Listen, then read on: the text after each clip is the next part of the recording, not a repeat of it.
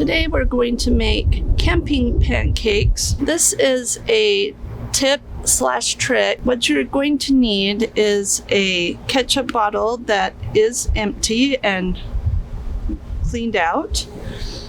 It just depends on what your family might use. So if you have a bigger family, you'll want a bigger bottle. If you have a smaller family or just yourself and one other person, you'll want the smaller bottle. But you could honestly do a smaller amount in the bigger one. So don't go out and buy a ketchup bottle.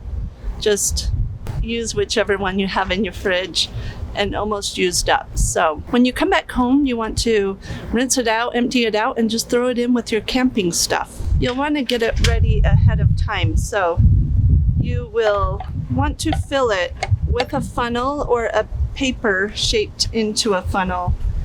And for this, I just used a pancake mix that you only have to add water.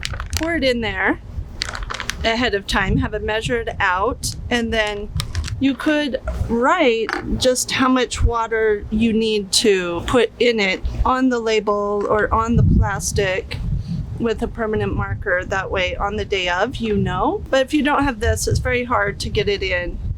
So once you get there with the dry ingredients only inside here, that's when you add in the water right before you want to do it. Shake it.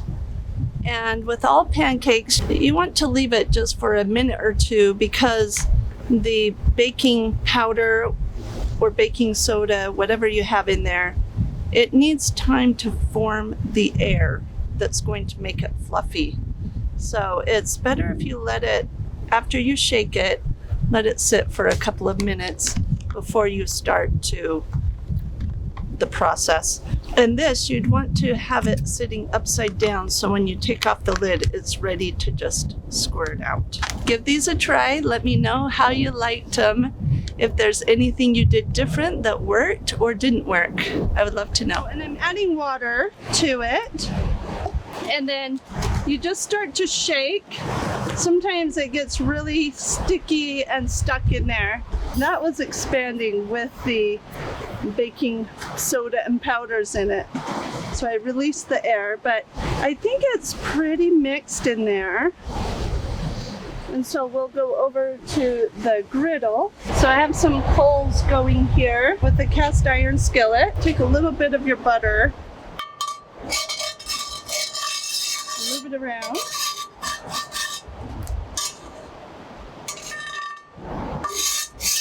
You could use butter or shortening. So we're gonna shake this one last time, and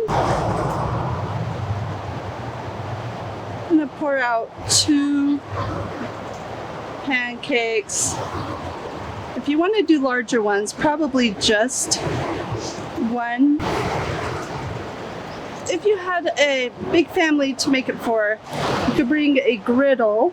That would work. I have a griddle and a skillet. I just brought my skillet with me today. And with pancakes, you want the holes, the bubbles, to pop and not reclose. And you want it to do it more towards the center, not all the way the center. But it's starting to do that if you look. That's when you know it's ready to turn.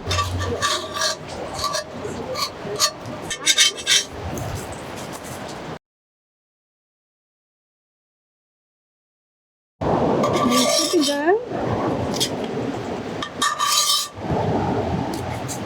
Use a little bit of your butter on top and some maple syrup or any other kind of syrup.